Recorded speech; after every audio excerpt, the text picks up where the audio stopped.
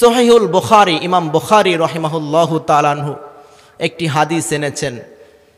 আব্দুল্লাহ ইবনে ওমর রাদিয়াল্লাহু তাআলা আনহু হাদিসটি বর্ণনা করেছেন।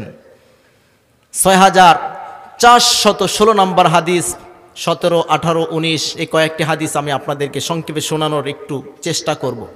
তো আব্দুল্লাহ ইবনে ওমর রাদিয়াল্লাহু তাআলা আনহু তিনি বলছেন যে একবার নবী আমার কাঁধে হাত দিয়ে কোথাও যাচ্ছিলেন, হাঁটছিলেন। আখাযা রাসূলুল্লাহ সাল্লাল্লাহু আলাইহি ওয়াসাল্লাম বিমানকিবি, একবার নবীজি আমার কাঁধে হাত দিয়ে কোথাও হাঁটছিলেন। হঠাৎ করে ফাকালা, তিনি বললেন, কুম ফিদ দুনিয়া কাআন্নাকা গরীবুন আও আবিরুস সাবিল। হে আব্দুল্লাহ ইবনে ওমর, এই দুনিয়াতে তুমি বেশি ধন সম্পদ জোগায়ও না, বেশি টাকা পয়সা কামাই করার স্বপ্ন দেখো না। একজন পথচারী, একজন প্রবাসীর ন্যায় তুমি দুনিয়াতে স্বাভাবিক জীবন যাপন করো। কারণ হচ্ছে যখন মানুষ টাকা পয়সার স্বপ্ন দেখে তখনই মানুষকে জাহান্নামের কাজ করায়। কথা বলেন ঠিক কিনা? তাই নবীজি বলছেন তার কাঁধে হাত দিয়ে, আরে আব্দুল্লাহ ইবনে ওমর, বেশি ধন সম্পদ গোছানোর চেষ্টা করিও না। যদি করো তাহলে তোমাকে দুনিয়া আকৃষ্ট করে ফেলবে, আখিরাত তুমি ভুলে যাবে। এটা বলছেন আর তাকে ওসিয়াত করছেন। এবং আব্দুল্লাহ ইবনে ওমর তিনিও কিছু কথা বারবার বলতেন এই উম্মতের উদ্দেশ্যে। ইযা আমসাইতা ফালা তানতাযিরিস সাবাহা ওয়া ইযা আসবাহতা ফালা তানতাযিরিল মাসাআ ওয়া খুয মিন সিহহাতিকা লিমারাজিক ওয়া মিন হায়াতিকা লিমাউতিক। ইবনে ওমর মানুষকে ওসিয়াত করতেন, হে সাহাবীরা শোনো, আমি আমার এই ভাইদেরকেও বলতে চাই, বাবাদেরকেও বলতে চাই, পর্দার আড়ালের মা বোনদেরকেও বলতে চাই, ও মায়েরা আপনারাও খুব ভালো করে শোনেন। বাবাজিদেরকেও বলি, বাবারা আপনারা খুব ভালো করে শোনেন। আব্দুল্লাহ ইবনে ওমর কি বলেছেন? এরে সাহাবীরা, এরে উম্মতেরা, হেরে আমার প্রিয় ভাইয়েরা, যখন নাকি তুমি সন্ধ্যায় উপনীত হও, সেই সন্ধ্যাবেলা যখন তোমার উপরে উপনীত হয়, তুমি সন্ধ্যাবেলা তোমার হায়াতে তুমি বেঁচে থাকতে পারো, জীবন ধারণ করতে পারো, তখন তুমি আর কখনো সকাল হওয়ার অপেক্ষা করো না। ওয়া ইযা আসবাহতা ফালা তানতাযিরিল মাসা, আর যখন নাকি তুমি সকালবেলা জীবন ধারণ করতে পারো, জীবন বেঁচে থাকতে পারো, তুমি আর কখনো সন্ধ্যা পর্যন্ত বেঁচে থাকার আশা করিও না। আমাদের আশা কত বছর বাঁচার? কথা বলেন, কত বছর বাঁচবেন? যারা যুবক আছে, এখানে যুবক আছে, কত বছর বাঁচার আশা আছে? কথা বলেন, রাগ করতেছেন আমার কথায়? কথা বুঝতেছেন? একটু কথা বলেন, কথা বোঝা যায়? একটু কথাবার্তা বলিয়েন। আমাদের আশা কত বিশাল, অনেক বিশাল। আরে 40-50 তো দূরের কথা, 100 বছর বাঁচুম। আমাদের দেশের একজন তো কত বছর ক্ষমতা রাখার আশা করছিল, তো আছে? কথা বলেন, আছে না গেছে?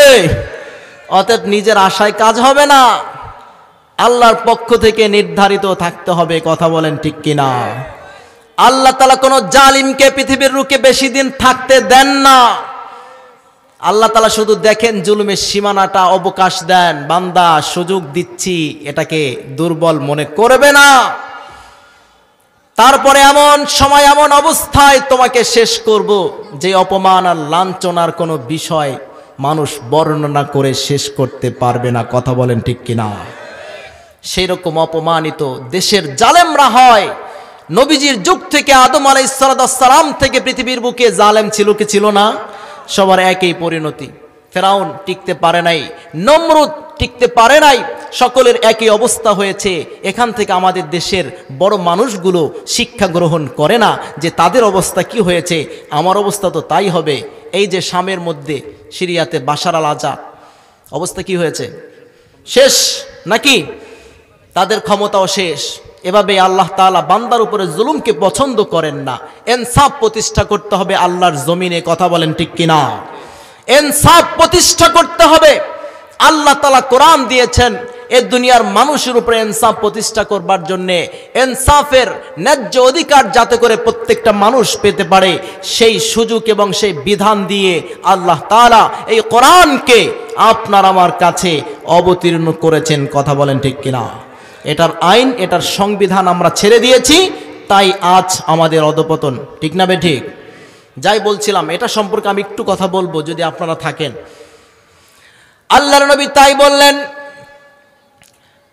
আব্দুল্লাহ ইবনে ওমর রাদিয়াল্লাহু তাআলা আনহু তো বলেছেন, যখন নাকি তুমি সকালবেলা উপনীত হও, তুমি কোনোদিন সন্ধ্যা পর্যন্ত বাঁচবে সেটা তুমি মনে করো না। আমাদের বাড়ির জন্মস্থান বরিশাল। কিছুদিন আগে একটা ভিডিও ভাইরাল হয়েছে, দেখেছেন কিনা জানি না। হোন্ডায় একবারে নতুল্লা বাস স্টেশন থেকে স্ত্রী সামনে দুইটা সন্তান নিয়ে যাচ্ছিল কোথায়, পিছন দিক থেকে একটা ট্রাক, সামনে থেকে একটা রিস্কা এসে গেছে, হোন্ডাটা পড়ে গেছে। এমন ভাগ্য কপালে যদি মৃত্যু থাকে কেউ ঠেকাতে পারে না। ট্রাকের চাক্কা এইখানে আর হোন্ডা উল্টি দিয়ে পড়েছে। বউ শুধু তার স্ত্রী মাথাটা পড়ছে গিয়ে ট্রাকের চাক্কার তলে। 1 সেকেন্ড লাগে নাই, তার 2 সন্তানও পড়ে গেছে, সে নিজেও পড়ে গেছে। কিন্তু মহিলারা যেহেতু এক সাইডে পাও দিয়ে বসে, তাই তিনি যখন ওই পাশে পড়ে গেলেন, তার পড়ে যাওয়া ছিটকে একটু দূরে বেশি গেছেন। কিন্তু সেই স্বামী এবং তার 2 সন্তান সামনে বসা ছিল, তারা ওইভাবে অত দূরে যান না, যেহেতু তাদের একটা ঠ্যাং, 2 পাশে 2টা ঠ্যাং থাকে, তাই তারা পড়লে অত দূরে যায় না। তো পড়ার সাথে সাথে ট্রাকটা আসতেই চলছিল, চাক্কার তলে একদম তাকে শেষ করে দিয়েছে। 1 সেকেন্ড লাগে নাই। সে জীবনে ভাবে নাই যে তার মৃত্যুটা এভাবে হবে। বাসা থেকে বের হয়েছে, হয়তো বা কোথাও যাচ্ছে। আমরাও তো এরকম কত মানুষ রাস্তা দিয়ে বের হই সকালবেলা, কল্পনাও নাই, কিন্তু বিকালবেলা লাশ হয়ে বাসায় আছে। ঠিক না বেটি? কবরে যাইতে হবে সবার। আজ না হয় কাল তোমার, আজ না হয় কাল তোমার হইবে মরণ, এই দুনিয়ায় কেহ থাকিতে পারিবে না। ঠিক কিনা বলে? সবাই দুনিয়া থেকে বিদায় নিয়ে চলে গেছেন। বাবা গেছে, দাদা গেছে, আত্মীয় স্বজন গেছে। আসার সিরিয়াল ছিল, কিন্তু যাওয়ার কোনো সিরিয়াল আমরা পাই নাই। আরে বাবার আগে ছেলের সন্তান চলে যায়, আরে মায়ের আগে সন্তান চলে যায়, কিন্তু আসার সময় সিরিয়াল আছে। এজন্য মরণ সবার আগে, মরতে হবে, পৃথিবীতে থাকার জায়গা না। ঠিক কিনা বলেন? পৃথিবী আমার আসল ঠিকানা নয়। কথা বলেন ঠিক কিনা? মরণ একদিন মুছে দেবে সকল রঙিন পরিচয়। পৃথিবী আমার আসল ঠিকানা নয়। কেউ থাকতে পারবে? কোন রাজা বাদশা থাকতে পেরেছে? কেউ পারে নাই, সবাই চলে গেছে। আপনাকে আমাকেও যেতে হবে। তাই বললেন, সকালবেলা যখন তুমি উপনীত হবে, তুমি দুপুরে কিংবা রাতে অবস্থান করতে পারবে সেটা ভাবিও না। আর একটা কথা বলেছেন ইম্পর্টেন্ট, যখন তোমরা সুস্থ থাকো তখন অসুস্থ আসার আগে সুস্থকালে বেশি বেশি ইবাদত করে আল্লাহ তাআলার কাছে সন্তুষ্ট অর্জন করো। আবার যখন জীবন ধারণ করছো, অখুজ মিন হায়াতিকা লি মাউতিক, মৃত্যুর আগে তুমি মৃত্যুর জন্য প্রস্তুতি গ্রহণ করো। এরপরে 2 নম্বর হাদিসে যেটা বলছেন 6417, 18, 19, এই হাদিসগুলো আমি আপনাদেরকে শোনাচ্ছি বুখারী শরীফ থেকে। নবী করিম সাল্লাল্লাহু আলাইহি ওয়াসাল্লাম বলেছেন, 6419 নম্বর হাদিসের বর্ণনা, আ'যারাল্লাহু ইলামরিইন আখরা আজালাহু হাত্তা বাল্লাগাহু 60 সানা। নবীজি বলেছেন, দুনিয়ার মানুষের অবস্থা কেমন হবে? আরে দুনিয়ার মানুষ যদি কিয়ামতের ময়দানে অজুহাত পেশ করে যে আল্লাহ আমি অসুস্থ ছিলাম, আমি এটা ছিলাম, ওটা ছিলাম, আমার বয়স হয়ে গিয়েছে, আল্লাহ বলবেন তারপরও কোনো অজুহাত আল্লাহ গ্রহণ করবেন না। এমনকি আল্লাহ নবী বলেছেন, আল্লাহ পাক রব্বুল আলামিন যাকে 60 বছর হায়াত দিয়েছেন পৃথিবীর বুকে, 60 বছর জীবিত ছিল, সেই ব্যক্তি যদি বয়সের বৃদ্ধাপনির দোহাই দেয়, আল্লাহ আমি বৃদ্ধ হয়ে গিয়েছিলাম, আমার দাড়িগুলো পেকে গিয়েছিল, এটা যদি সে বলে, আল্লাহ তার ওজরকে গ্রহণ করবেন না, কোনো ওজর পেশ করা যাবে না। অতএব মৃত্যুর আগ পর্যন্ত ইবাদত করতে হবে, গোলামি করতে হবে। কোন ওজর যদি আপনি পেশ করেন, সে ওজরের পিছনে আল্লাহ আর একটা দলিল পেশ করবে। যদি আপনি এক এক ধরনের ওজর পেশ করেন, অসুস্থ ছিলাম, আল্লাহ আইয়ুব আলাইহিসসালামকে সামনে এনে দিবেন, বান্দারে বলো তুমি কি আইয়ুব আলাইহিসসালামের চাইতে বেশি অসুস্থ ছিলে নাকি? আরে এই আইয়ুব নবীরে আমি এমনভাবে পরীক্ষা করেছি, তার সব কিছু পচে গিয়েছে, জিহ্বাটা পর্যন্ত পচে পোকা সেখানে লাফাচ্ছে, তারপরও আইয়ুব নবী আল্লাহর জিকির ছাড়ে না। এই কথা বলেন ঠিক কিনা? তাহলে নবী আইয়ুব আলাইহিসসালাম থেকে বেশি অসুস্থ পৃথিবীর কোনো মানুষ হয় নাই। তার স্ত্রী, পরিবার, পরিজন সবাই তাকে দূরে ফেলে দিয়েছে, সবাই তার থেকে চলে গিয়েছে। কোনো বর্ণনা আছে একজন স্ত্রী তার সাথে ছিলেন। তাহলে এরকম অসুস্থ আপনিও কোনোদিন হন নাই, পৃথিবীর মানুষ কোনোদিন হয় নাই। যদি এমন অবস্থা হয়, তাহলে আপনার আমার অবস্থা আল্লাহর কাছে কি বলবেন, কি অজুহাত পেশ করবেন?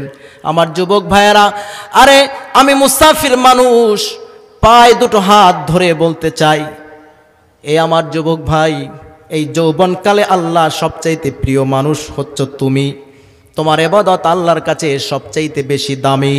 সুতরাং এই যৌবনকাল যদি তুমি অন্যায় বিচার করে যৌবনকাল ব্যয় করো, আল্লাহর কাছে হিসাব কিন্তু দিতে পারবে না।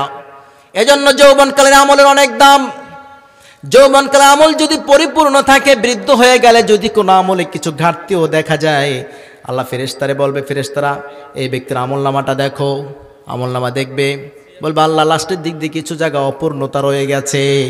আল্লাহ বলবে আচ্ছা লাস্টের দিক দিয়ে বাদ দাও, প্রথম থেকে যৌবনকাল দেখো। আর ফেরেশতারা তখন বলবে যৌবনকাল দেখেছি আল্লাহ, যৌবনকাল তার খুব ভালো, প্রত্যেকটা হক, প্রত্যেকটা আমল যথাযথভাবে তার ছিল। আল্লাহ বলবেন, এরে ফেরেশতারা, আরে শোনো, যৌবনকালে যেহেতু আমার বান্দা সঠিকভাবে আমল করেছে, ইবাদত করেছে, তাই আমি বৃদ্ধকালে কিছু ঘাটতি দেখা দিল, আমি সেটা মাফ করে দিলাম। পরিপূর্ণ ঘরগুলোকে টিক চিহ্ন দিয়ে পরিপূর্ণ করে দাও। আবার ফরজের ক্ষেত্রে না, এমনি ফরজ ছাড়া অন্যান্য যে বিধিবিধানগুলো আছে, এগুলোর ক্ষেত্রে যদি ঘাটতি দেখাও দেয়, আল্লাহ তাআলা সেগুলোকে পরিপূর্ণ করে দিবেন।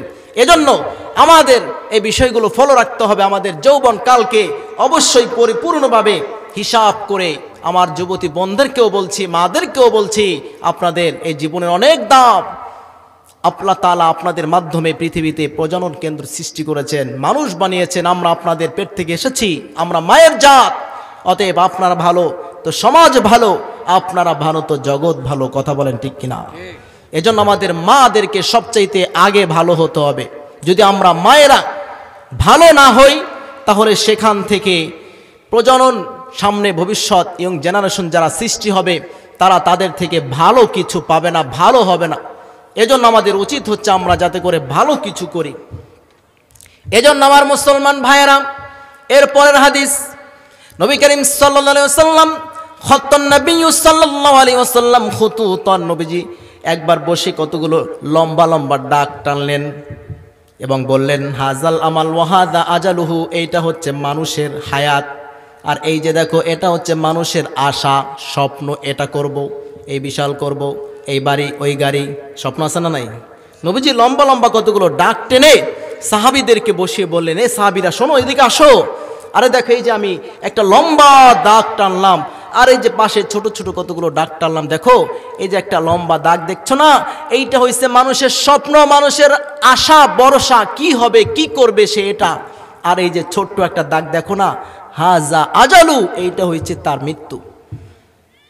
ফাবাইনামা হুয়া কাযালিক ইদ জাআহুল মাউতু, তখন তার কাছে মৃত্যু এসে যায়। যখন ছোট্ট একদম রেখাটা পর্যন্ত তার এসে যায়, তখন ওই মৃত্যু তার কাছে এসে উপস্থিত হয়, কিন্তু লম্বা রেখা যেটা তার আশা আকাঙ্ক্ষা, সেটা ওখানে থেকেই যায়। অতএব মানুষ স্বপ্ন রেখেই মানুষ কবরে চলে যায়। কথা বলেন ঠিক কিনা? মানুষের স্বপ্ন পূরণ হয় না, তাই সেই স্বপ্ন দেখে কি লাভ, যে স্বপ্ন আমি আপনি পূরণ করতে পারবো না। অতএব আমাদেরকে সে আখিরাতের স্বপ্নই দেখতে হবে। সেটাই আল্লাহ তাআলা বারবার আমাদেরকে বোঝাচ্ছেন। এরে বান্দা, আমি তো তোমারে আখিরাতের জন্য বানিয়েছি। নবীজি বলেছেন, আরে তোমরা দুনিয়ার সন্তান হও না, তোমরা আখিরাতের সন্তান হও, যাতে করে তোমরা পরকালীন চিরস্থায়ী জিন্দেগিতে শান্তি খুঁজে পাও। কোরআনুল কারীমও সেই কথাই বলছে, কিন্তু আমরা তো সেটা গ্রহণ করছি না। এজন্য আমার মুসলমান ভাইয়েরা, এই যে সুস্থতা সেটা আল্লাহর পক্ষ থেকে, অসুস্থতাও আল্লাহর পক্ষ থেকে। তিরমিজি শরীফের মধ্যে একটি হাদিস, নবীজি বলেছেন, ইন্না আউওয়ালা মা ইউসআলু আনহু ইয়াওমাল কিয়ামাতি আনিল আবদা মিনান নাঈমি। তিরমিজি শরীফের মধ্যে 3358 নম্বর হাদিসের মধ্যে নবীজি বলেছেন, কিয়ামতের ময়দানে সর্বপ্রথম আল্লাহ বান্দার কাছে যে প্রশ্নটি করবে, ইন্না আউওয়ালা ইউসআলু আনহু ইয়াওমাল কিয়ামা, প্রথম প্রশ্ন যেটা করা হবে, সেই প্রশ্নটা কি হবে? আইয়ুকালা লাহু, তাকে প্রশ্ন করা হবে, আলাম নুসিহা লাকা জিসমাক ওয়া নুরউইকা মিনাল মাইল বারিদ। এরে বান্দা, দুনিয়ায় না তোমাকে কতটা সুস্থতা জীবন দিয়েছিলাম, তোমাকে সুস্থ রেখেছিলাম, সেই জবানায় সেই সময় তুমি পারলে আমার ইবাদত বন্দিগিতে কাটাতে পারতে, কিন্তু তুমি সেটা করো নাই। তোমাকে কত অসুস্থতাও রেখেছি, সুস্থতাও দিয়েছি, কিন্তু সুস্থতা কাজে লাগাও নাই। আল্লাহ তাই প্রশ্ন করবে, এরে বান্দা, আলাম নুসিহা লাকা জিসমাক, আমি কি তোমার শরীরটাকে সুস্থ রাখি নাই? তাহলে তুমি কেন আমার গোলামি করো নাই? এরপরে দ্বিতীয় প্রশ্ন করবে, ওয়া নুরউইকা মিনাল মাইল বারিদ, এরে বান্দা কেন গোলামি করস নাই? আজকে তোমাকে আগুনে জ্বালাবো, শোনো কেন জ্বালাবো? তোমাকে প্রশ্ন করলাম, তুমি সেই সুস্থতাটা কাজে লাগাও নাই, তোমাকে এক ঢোক ঠান্ডা পানি পান করিয়েছিলাম, সেটার জবাব তুমি আজকে পারলে দাও। আমি কি তোমাকে এক ঢোক পানি পান করাই নাই? আরে শুধুমাত্র এক ঢোক পানি না, আমি কত ঢোক ঢোক, হাজার কোটি ঢোক পানি তোমাকে পান করিয়েছি। এক ঢোক পানির বিনিময়ে কি আমি তোমার থেকে কিছু গোলামি আশা করতে পারি না? সেজন্য তোমার অবস্থা কি হবে? আজকে তোমার সেই আগুন। অতএব আমি আপনাদেরকে বলতে চাই, শুধুমাত্র আগুনকে যদি আমি আপনি ভয় পাই, তাহলে আমার আপনার জন্য যথেষ্ট। সেই জাহান্নামের আগুন সহ্য করার মতো কেউ নাই। দুনিয়াতে আল্লাহ যত মাখলুক সৃষ্টি করেছেন, সর্বশ্রেষ্ঠ মাখলুক বলে বানিয়েছেন মানুষদেরকে। বলুন, এই মানুষদের চাইতে শ্রেষ্ঠ মাখলুক দুনিয়াতে আছে নাকি? আছে? আশরাফুল মাখলুকাত হচ্ছে আমরা মানব জাতি। আল্লাহ তাআলা আমাদেরকেই প্রিয় করে বানিয়েছেন, আবার আমাদের জন্যই আগুন তৈরি করেছেন। কথা বুঝতে হবে। আল্লাহ তাআলা কুকুরের জন্য আগুন তৈরি করেন নাই, শুকুরের জন্য আগুন তৈরি করেন নাই। এই যে গাছপালা তরুলতা যা দেখতে পাচ্ছেন, এগুলোর জন্য আল্লাহ আগুন তৈরি করেন নাই, বরঞ্চ আশরাফুল মাখলুকাত যেমন শ্রেষ্ঠত্ব দিয়ে আল্লাহ আমাদেরকে বানিয়েছেন, আবার কিয়ামতের ময়দানে আমাদের দ্বারা সেই অবস্থাও সৃষ্টি করাবেন। বান্দারে সম্মান দিয়েছি, কদর দিয়েছি, কিন্তু কদর করলি না এই জীবনের। আজকে দেখ আমার আযাব কত কঠিন, আজকে তুমি কি সহ্য করতে পারবে সেই আযাব? পবিত্র কোরআনুল কারীমের সূরাতুল ফুরকান 25 নম্বর সূরা 18 নম্বর পারা 20 নম্বর পৃষ্ঠায় স্পষ্টভাবে আল্লাহ রাব্বুল আলামিন 12 নম্বর আয়াত উল্লেখ করেছেন, 13 নম্বর আয়াত উল্লেখ করেছেন। আল্লাহ তাআলা বললেন, ইযা রাআতুহুম মিন মাকানিম বাঈদিন সামিউ লাহা তাগাইয়ুযাও ওয়া যাফীরা وَإِذَا أُلْقُوا مِنْهَا مَكَانًا ضَيِّقًا مُقَرَّنِينَ دَعَوْا هُنَالِكَ ثُبُورًا। আল্লাহ রাব্বুল আলামিন বলেন, কিয়ামতের ময়দানে জাহান্নামীরা যখন জাহান্নামের হুঙ্কার দেখতে পাবে, অনেক দূর থেকে জাহান্নাম চিৎকার করে করে হুঙ্কার দিয়ে দিয়ে মানুষদেরকে ধরতে চাইবে। এমন বিকট আওয়াজ করবে, 70,000 ফেরেশতারা 70,000 শিকল টেনে রাখবে। জাহান্নামকে বেঁধে রাখা হবে 70,000 শিকল দিয়ে। কত হাজার? কথা বলেন, কত হাজার? 70,000 শিকল দিয়ে বেঁধে রাখা হবে। শুধু তাই নয়, 70,000 শিকলের পিছনে প্রত্যেকটা শিকলের গোড়ায় আল্লাহ রাব্বুল আলামিন 70,000 করে ফেরেশতা নিযুক্ত করে দিবেন। তোমরা জাহান্নামকে টেনে ধরে রাখবে, আর জাহান্নামের পেটে অনেক ক্ষুধা থাকবে। জাহান্নাম এত শক্তি হবে, এই 70,000 শিকল, প্রত্যেক শিকলে 70,000 করে ফেরেশতারা জাহান্নামকে টেনে রাখতে পারবে না। তাই যখন এই জাহান্নাম সেই জাহান্নামীদেরকে দেখতে পাবে, তখন হুঙ্কার দিতে থাকবে দূর থেকে, এভাবে খপ করে জাহান্নামীকে ধরতে চাইবে। যখন আল্লাহ বলছেন সেই অবস্থা তোমাদের কি হবে, দূর থেকে যখন তোমরা জাহান্নামের আগুনকে দেখতে পাবে, আর জাহান্নামের আগুনও তোমাদেরকে দেখে তোমাদেরকে ধরার জন্য জাহান্নামে নিক্ষেপ করার জন্য চাইবে, তখন যে হুঙ্কার দেবে তখন তোমাদের অবস্থা কি হবে। وَإِذَا أُلْقُوا مِنْهَا مَكَانًا ضَيِّقًا مُقَرَّنِينَ دَعَوْا هُنَالِكَ ثُبُورًا। আল্লাহ তাআলা বললেন, যখন সেই জাহান্নামের মধ্যে বান্দাদেরকে বেঁধে, শক্ত করে বেঁধে নিক্ষেপ করা হবে, তখন তাদের অবস্থা কি হবে, কেমন করে বাধা হবে সেটা একটু ভালো করে বুঝতে হবে। আল্লাহ রাব্বুল আলামিন আমাদেরকে স্পষ্ট ভাষায় বলে দিলেন, জাহান্নামের ভয় দেখালেন, বান্দারে নাফরমানি করিস না, যৌবন দিয়েছি আমি, হায়াত দিয়েছি আমি, হায়াতটা কাজে লাগা, নামাজ পড়ো, সত্য কথা বলো, সৎভাবে ব্যবসা করো, তুমি অসৎ কর্ম করো না, নাফরমানি করিস না রে বান্দা। যদি নাফরমানি করস, দুনিয়াতে যেমন আশরাফুল মাখলুকাত করে তোমাদেরকে আমি সৃষ্টি করেছি, আখিরাতে সবার চাইতে ঘৃণিত জানি তোমরা হবে, সবচাইতে অপদস্থতা লাঞ্ছতা তোমাদেরকে স্পর্শ করবে। তাই তোমাদের সম্মান মর্যাদা তোমাদেরকে বজায় রাখতে হবে। যদি রক্ষা না করো তাহলে কিয়ামতে আমিও তোমাদের সম্মান রক্ষা করব না।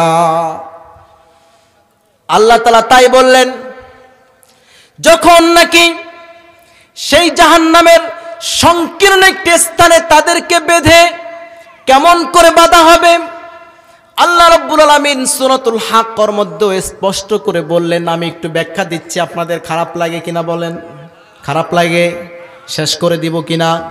আমি একটু জাহান্নামের আলোচনা করে তারপর আমি একটু মূল আলোচনা করে আমি শেষ করে দিব। এর কারণ হচ্ছে এই আগুনের ভয় আমাদের অন্তরে নাই, আল্লাহর তাকওয়া আমাদের অন্তরে নাই। অনেক ওয়াজ শুনেছেন, এখন আমি কোনো সাইট না গিয়ে একটু আগুনের ভয় দেখাতে চাই। এই ভয়টা যদি আমার আপনার অন্তরে ঢুকে যায় তাহলে যথেষ্ট, আর কারো পাহারা দিতে হবে না।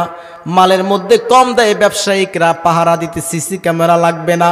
এই ভয়টা যদি আমার আপনার অন্তরে থাকে তাহলে যথেষ্ট। আপনি মিথ্যা বলবেন না, ভয় আছে। আপনি নাফরমানি করবেন না, ভয় আছে। আপনি গুনাহ করবেন না, ভয় আছে। একটাই যথেষ্ট, কথা বলেন ঠিক কিনা? তাই এমন একটা ভয় আমাদের অর্জন করতে হবে। আল্লাহ সেটাই বললেন, তোমরা সেই জাহান্নামের আগুন থেকে বাঁচো এবং তোমাদের পরিবার পরিজনকে জাহান্নামের আগুন থেকে বাঁচাও। সেই আগুন কেমন, সেই বাধা কেমন হবে, কেমন কঠিন শাস্তি আমাদেরকে খুব ভালো করে বুঝতে হবে। আল্লাহ রাব্বুল আলামিন স্পষ্ট করে বলে দিলেন, সেই কিয়ামতের ময়দানে একদল আমল নামা পাবে ডান হাতে, আর একদল পাবে কোন হাতে? কথা বলেন, কোন হাতে? বাম হাতে। দুই দল কি সমান নাকি পার্থক্য আছে? যারা নাফরমান, যারা গুনাহগার, তারা সেই বাম হাতে আমল নামা পাবে।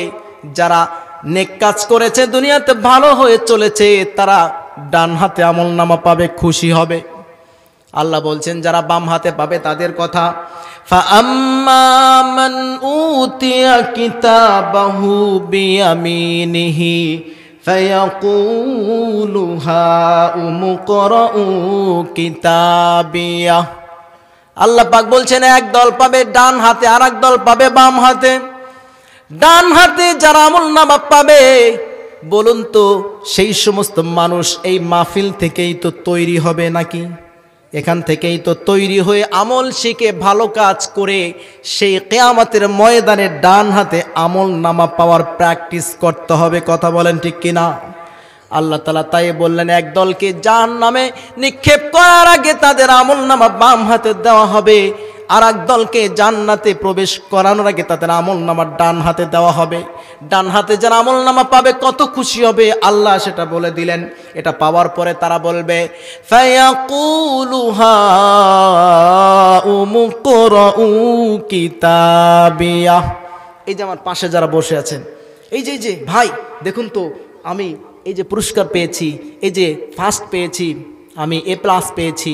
সবার কাছে বাসায় গিয়ে যখন মেট্রিক পরীক্ষা দেয় ছেলে, পরীক্ষা ভালো রেজাল্ট করেছে, A+ পেয়েছে, তখন মিষ্টি কিনে নিয়ে যায়, দাদা বাড়ি যায়, নানা বাড়ি যায়, খালার বাড়িতে যায়, সবাইকে মিষ্টি বিতরণ করে, খুশি খুশি আনন্দ, ঠিক না? আমি পাশ করেছি। এর বিপরীত যারা হয়, যারা ফেল করে, ওরা কি করে? কোথাও যায় না, ফোন দিয়ে জানায় না, বাড়িতে আসে না, এমনকি অনেকে আত্মহত্যা করে মারা যায়, ঠিক কিনা বলেন? আরে বান্দা, দুনিয়ার ইতিহাস যদি এই হয়ে থাকে, 1 থেকে 10 বছর পড়াশোনার পরে রেজাল্ট যদি তোমার ভালো না হয়, তোমার চেহারাটা যেমন তোমার বাবা মাকে দেখাতে লজ্জাবোধ করো, আত্মীয় স্বজনকে তোমার রেজাল্ট সম্পর্কে জানাতেও তোমার কাছে নিজেকে লাঞ্ছিত মনে হয়। আহারে মানুষ, আখেরাতে তোমার পুরা জিন্দেগিতে যেদিন তোমার রেজাল্ট খারাপ হবে, সেদিন তোমার পরিণতি কি হবে, এই দুনিয়ার পরিণতি থেকেই তো আমাদের বোঝা উচিত। কথা বলেন ঠিক কিনা? আমরা কেউ তো বুঝি না। আরে দুনিয়ার সামান্য রেজাল্ট, মেট্রিক ফেল করলে কি হয়েছে বলেন? এই জন্য জীবন দিয়ে দিবে।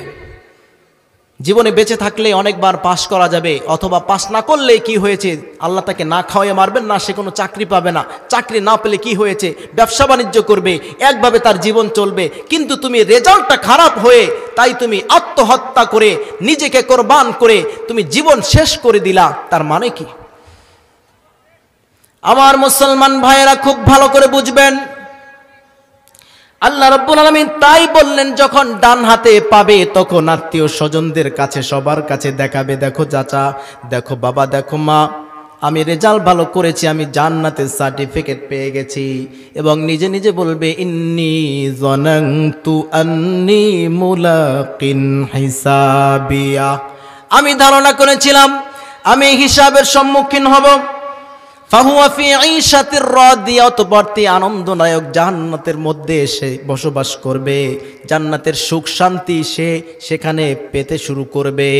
এই আনন্দ আল্লাহ রাব্বুল আলামিন তাকে দেবে উচ্চ জান্নাতে, ফি জান্নাতিন আলিয়া কুতুফুহা দানিয়া, সেখানে ঝুলন্ত ফলগুলো থাকবে, যেই ফল ইচ্ছা সেই ফল খাবে। এমনকি সেখানে তাকে এমন পাওয়ার দেওয়া হবে, এমন তাকে খাট দেওয়া হবে, সেই খাট আর বিছানা এমন হবে যেটা আল্লাহ রাব্বুল আলামিন সূরাতুল ওয়াকিয়ার মধ্যেও বলেছেন, ওয়া ফুরুশিম মারফুআ, এমন সুউচ্চ বিছানার খাটিয়া তাকে দেওয়া হবে। সেই খাটিয়ার বিছানার পাখা থাকবে। যদি কোনো জান্নাতি ব্যক্তি জান্নাতে আর এক বন্ধুর সাথে দেখা করতে চায়, দুনিয়াতে আমার অন্তরঙ্গ একটা বন্ধু ছিল, ওই যে দেখা যায় ওকে, বলবে বন্ধুরে তোমাকে একটু দেখতে মন চায়। সেই জাহান্নামের আর জান্নাতের পার্থক্যটা এখানে খুব ভালো করে বুঝবেন। সেই জান্নাতীরা সেখানে বলে বলে আফসোস যদি করে, শুধু একবার বলতে চায়, আহারে বন্ধুর কাছে একটু যেতে চাই। এই নিয়ত করতে দেরি, তার খাটিয়া আর তার বিছানা পাখা দিয়ে উড়াল দিতে দেরি হবে না। সুবহানাল্লাহ, এমন উঁচা খাট আর বিছানা তাকে দেওয়া হবে।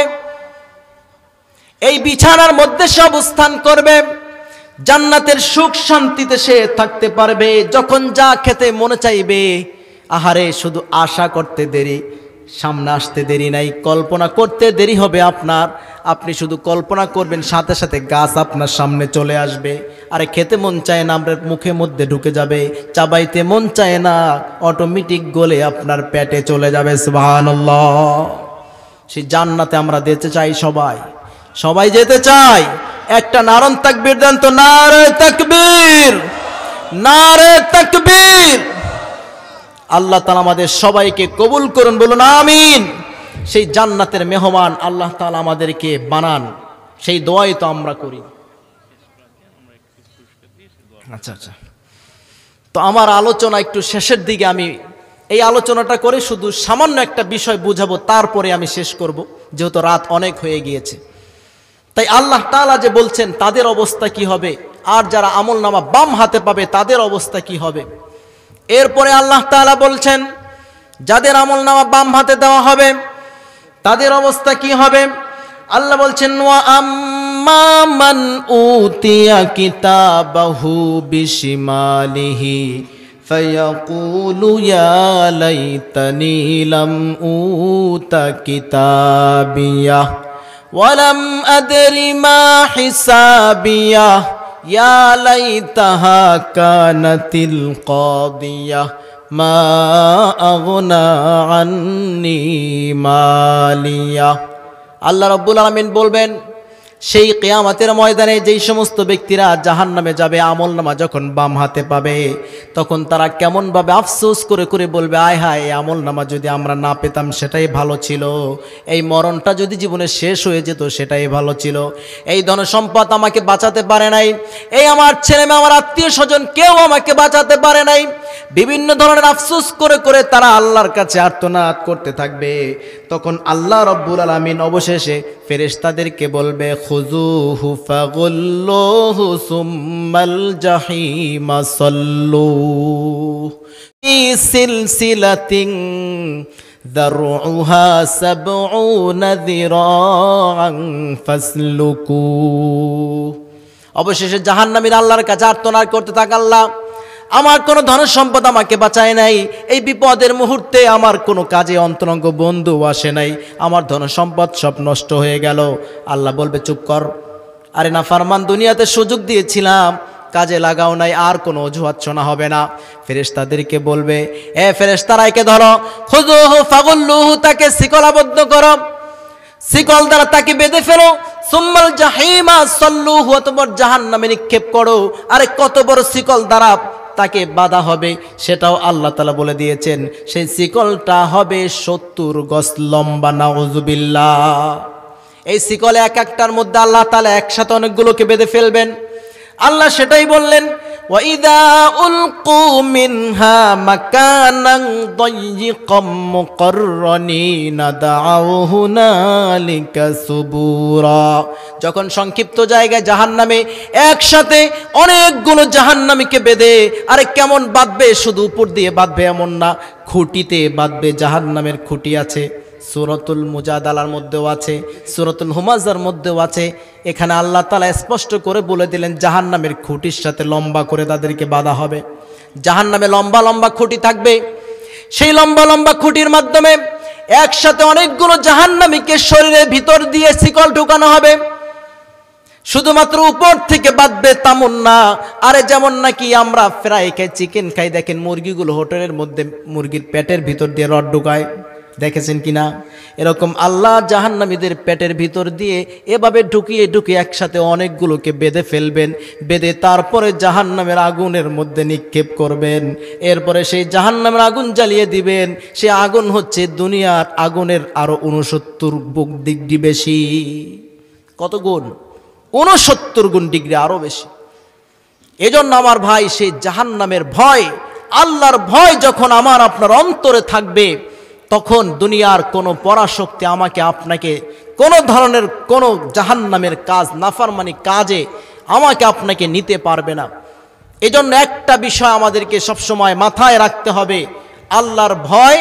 এই মালিক, এই পৃথিবী যেহেতু আল্লাহ সৃষ্টি করেছেন, এই জগৎ তিনি বানিয়েছেন, এজন্য সেই আল্লাহর ভয় সবসময় আমার আপনার অন্তরে থাকতে হবে। আজকে যতগুলো ওয়াজ হয়েছে, প্রত্যেকটা ওয়াজের মূল একটাই, তাকওয়া। আমার কথা বুঝে আসছে? তাকওয়া যখন আপনার অন্তরে থাকবে, আল্লাহর ভয় যখন থাকবে, তখন আপনি নিজেও জাহান্নামের আগুন থেকে বাঁচতে পারবেন, আপনার পরিবার পরিজনকেও জাহান্নামের আগুন থেকে বাঁচাতে পারবেন। আর একটা বিষয় হচ্ছে তাওয়াক্কুল, আল্লাহর উপরে তাওয়াক্কুল থাকতে হবে। যেহেতু রাত বেশি, এজন্য অনেক বিষয় আলোচনা করার কথা ছিল, আমি কোনো বিষয় আজকে নেই, সব বাদ দিয়ে শুধু একটি মেডিসিন আপনাদেরকে দিতে চাচ্ছিলাম। এই মেডিসিনটা যদি আমরা নিতে পারি তাহলে আমাদের জন্য যথেষ্ট। আর একটা মেডিসিন আমি আমার মা বোনদের একটি হাদিস শুনিয়ে দিতে চাই, তিরমিজি শরীফের 3344 নম্বর হাদিস, 3344। একটা হাদিসে নবীজি বলেছেন, আর একটা মেডিসিন পুরো আমার জীবনকে পরিবর্তন করে দিতে পারে। আল্লাহর নবী বলেছেন, হাদিসটা শেষ করে আমি বয়ান শেষ করব, আর কোন সাইডে আমি যাব না। নবীজি বলেছেন, লাউ আন্নাকুম কুনতুম তাতাওয়াক্কালুনা আলাল্লাহি হাক্কা তাওয়াক্কুলিহি লারুযিকুতুম কামা তুরযাকুত তায়র। আল্লাহর নবী বলেছেন, হে দুনিয়ার বান্দারা, হে আমার উম্মতেরা, তোমরা যদি আল্লাহর উপরে তাওয়াক্কুল করতে, একটা পাখি যেমন তাওয়াক্কুল করে, তোমাদের যেটা প্রত্যক্ষদর্শী, তোমরা পাখি কোনোদিন খাবার তার বাসার মধ্যে জমায়া রাখে না, রাখে কিনা? আমরা তো আগামী বছর কি খাবো, 14 পুরুষ কি খাবে, আহারে আমি যদি মরে যাই, আমার ছেলে সন্তান আছে, কি খাইবো না না খাইবো, কত জগৎ ফিকির কইরা তারপরে বাড়ি গাড়ি কইরা তারপরে মরি, ঠিক না বেঠিক? নিজের টেনশন না, অথচ বাপদাদা ছিল, কিচ্ছু ছিল না, সেখান থেকে আমি কোটিপতি হইছি, এটা মনে মায় যে আমার বাবার তো কিছু আমার জন্য রেখে যায় না, তা আমি কেমনে কোটিপতি হইলাম? তাহলে আমার আবার এই চিন্তা কইরা আমার পোলার লাগে কি থুয়ে যাওয়ান লাগবো, সেটা কেন আমি করি? আমার বাবা তো আমার জন্য কিছু থুয়ে যায় নাই, তা আপনি কেমনে পাইছেন? দিছে কে? কথা বলেন, কে দিয়েছে? আল্লাহ। তাওয়াক্কুল হবে কার উপরে? একটা মেডিসিন। আল্লাহর নবী বললেন, যদি তোমরা আল্লাহর উপরে ভরসা করতে পারো, তিনি রিজিক দেওয়ার মালিক, তিনি চাকরি দেওয়ার মালিক, তিনি হায়াতের মালিক, তিনি মওয়াতের মালিক, সব কিছুর মালিক কে? কথা বলেন কে? এই ভরসা তাওয়াক্কুল যদি ইখলাসের সাথে দৃঢ় প্রতিজ্ঞা করো এবং আস্থার সাথে বিশ্বাস করো, আমার সব কিছু করেন একমাত্র একজন, তিনি কে? আল্লাহর নবী তাই বললেন, যদি তোমরা একবারে তাওয়াক্কুল করতে, যথাযথ তাওয়াক্কুল, পূর্ণাঙ্গভাবে তাওয়াক্কুল আর ভরসা, চাকরি নাই সমস্যা নাই, আল্লাহ চাকরি দিবেন, আরে রিজিক নাই সমস্যা নাই, আমার মালিক দিবেন, সেজন্য ওই খ্রিস্টানদের কাছে যেতে হবে না, খ্রিস্টানদের অনুদান নিতে হবে না। একদল মানুষ আছে খ্রিস্টানদের অনুদান নেওয়ার জন্য পাগল, আমাদের দেশে আছে না নাই? আর ইহুদি নাসারা খ্রিস্টানের আমাদের বন্ধু না শত্রু? টাকা দেয়, ভরসা দেয়, আমার জাগায় ফালায়, যা করুক না কেন, আরে শত্রু তো শত্রু। এই কোরআন বলছে, ওয়ালান তারদা আনকাল ইয়াহুদু ওয়ালান নাসারা হাত্তা তাত্তাবিআ মিল্লাতাহুম। আমি কি এখন দলিল দেব? একটি কথা এসেই গেছে। আল্লাহ বলেছেন, এই নবীজিকে উদ্দেশ্য করে, আমার প্রিয় হাবিব, আপনি শোনেন, ইহুদি নাসারা কত শত্রু আপনাদের মুসলমানদের, জানেন? ওয়ালান তারদা আনকাল ইয়াহুদ ওয়ালান নাসারা, আরে জীবনে কখনো কোনোদিন কোনো সময় ইহুদি নাসারা খ্রিস্টানেরা তোমাদের কোনো কাজে কর্মে তোমাদের প্রতি সন্তুষ্ট হবে না, যতক্ষণ না পর্যন্ত তোমরা তাদের ধর্ম গ্রহণ না করবে। বলুন কার কথা? আল্লাহ বলছেন জীবনও সন্তুষ্ট হবে না। তাদের সাথে আমাদের সম্পর্ক রাখতে হবে নাকি ছাড়তে হবে? তাদের অনুদান নিতে হবে নাকি ফেরত দিতে হবে? দেওয়ার মালিক কে? আল্লাহ। সে একটা মেডিসিন। আমার মা বোনদেরকে বিশেষ করে একটা মাত্র ওয়াজ আমি করে যেতে চাই, আল্লাহর উপরে তাওয়াক্কুল বাজার নাই। স্বামীকে বলার আগে আপনি বলবেন 2 রাকাত নামাজ পড়ে কাকে? কথা বলেন কাকে?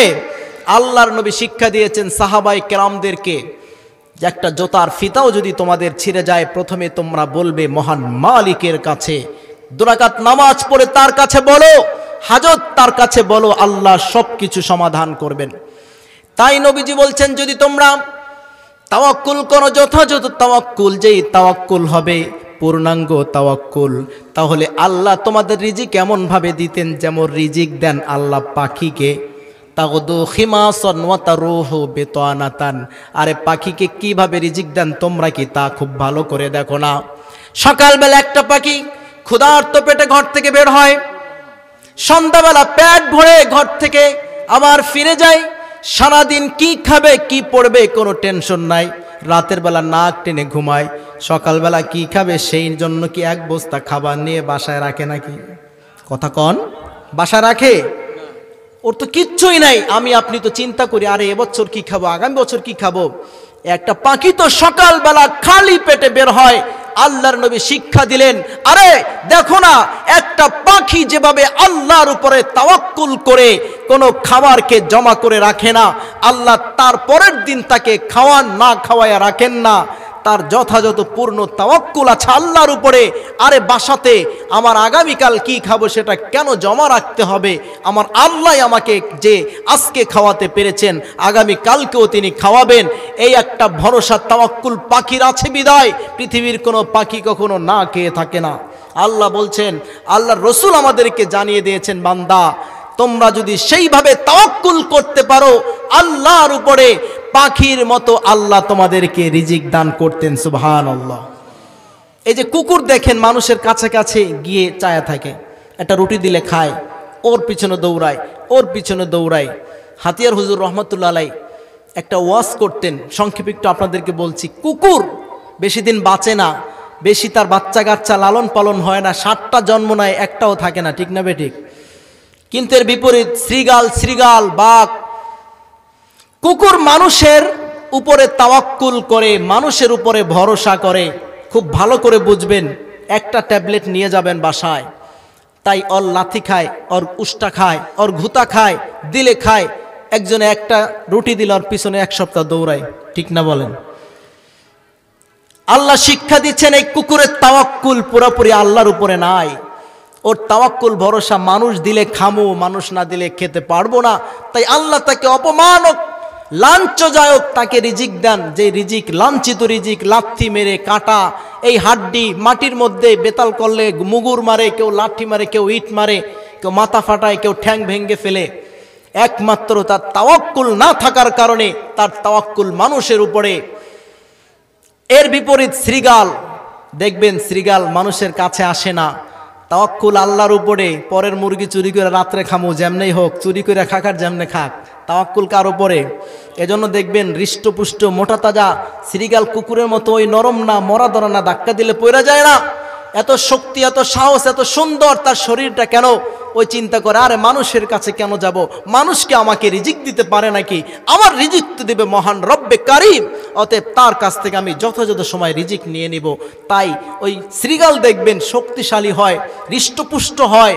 2টা মিসাল তিনি দিতেন হাতিয়ার হুজুর রহমতুল্লাহ আলাই, যে কুকুরের তাওয়াক্কুল মানুষের উপরে, তাই তার অবস্থা এমন। শৃগালের তাওয়াক্কুল আল্লাহর উপরে আছে, তাই তার অবস্থা তেমন। এই 2টা মিসাল আমাদের মধ্যে ফিট করেন। যদি আপনার তাওয়াক্কুল আল্লাহর উপরে থাকে, তাহলেই একমাত্র দেখবেন আল্লাহ সব কিছু সমস্যা সমাধান করছেন। আমার মা বোনদেরকে সর্বশেষ বলতে চাই, আমার মায়েরা যখন কোনো বিপদে পড়বেন, স্বামীকে বলার আগে, খ্রিস্টান মিশনারি থেকে চাউল ডাল নেওয়ার আগে আল্লাহর কাছে 2 হাত তুলে 2 রাকাত নামাজ পড়ে সেজদায় পড়ে যাবেন। বলবেন, আল্লাহ রে, তুমি সব কিছু দিতে পারো, আমার স্বামীর তৌফিক নাই, আমার তো একটু গোশ খেতে মন চায়, আমার একটু বিরিয়ানি খেতে মন চায়। স্বামীকে বলার আগে 2 রাকাত নামাজ পড়ে আল্লাহকে বলো, আল্লাহ তুমি আমার স্বামীকে গোশ কেনবার তৌফিক দান করো। এই ওয়াজটা আজকে নিয়ে যায় মা বোনদেরকেও বলছি, আর কোনো ওয়াজ লাগবে না। আমাদের শত্রু যারা, তাদের কাছ থেকে এই যে মিশনে যাদেরকে আপনারা পড়াচ্ছেন, আরে ভাই কেন তাদের অনুদান আপনারা নিচ্ছেন? আপনারা মুসলমান, একটা মুসলমান তো কোনোদিন কোনো খ্রিস্টানদের সাথে, ইহুদিদের সাথে সম্পর্ক রাখতে পারে না। মুসলমান তো ওই ব্যক্তিকে বলে যার সম্পর্ক হবে কেবলমাত্র মুসলমানদের সাথে। কথা বলেন ঠিক কিনা? মুসলমানদের সম্পর্ক বিধর্মীদের সাথে হতে পারে না। তারা আমাদের শত্রু। এই ভারত বলেন না কেন, যাই বলেন না কেন, ওরা আমাদের চিরশত্রু। যদি এতদিন আমাদেরকে বুংবাং দিয়ে বন্ধু বানিয়ে ফেলেছিল, কিন্তু এখন এই যে চাউলের ভয় দেখায়, আলু আর ডাইলের ভয় দেখায়, এই সমস্ত ভয়ে কাজ হবে না।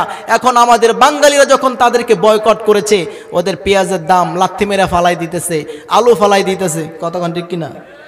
আরে বাঙালি, আল্লাহর উপরে তাওয়াক্কুল করা শেখো। ভারতের মুখাপেক্ষী হও না, আল্লাহর মুখাপেক্ষী হও। দেখবা তোমাদের জমিন আল্লাহ এমন রিজিক দিবে, তোমাদের থেকে ভারতের আবার সেই নতুন করে তাদের আমদানি আলু পেঁয়াজ ভারতকে আমাদের থেকে নিয়ে খেতে হবে। পারেন কি পারেন না? আল্লাহ সবকিছু পারেন।